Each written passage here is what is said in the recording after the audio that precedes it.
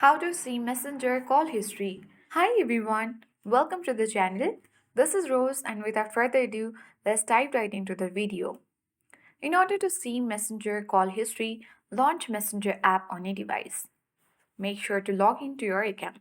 Once you logged in, you will land on the chat section of Messenger, where on this chat section, at bottom right corner of your screen, you will see the call icon if you have got the old version of Messenger app. Since this is the updated version of the app, we don't find that option right now. But if you have got the old version of Messenger, the icon look like a phone and will be located next to the Chats tab. You can tap on it and view your call history, like your voice and video calls, including details like the time and date of each call.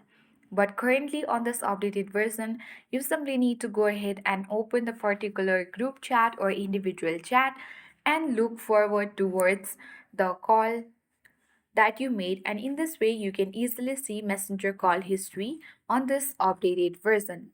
So I hope this guide was helpful. If it was, then do like, share, comment, and don't forget to subscribe. Thank you for watching and see you in the next video.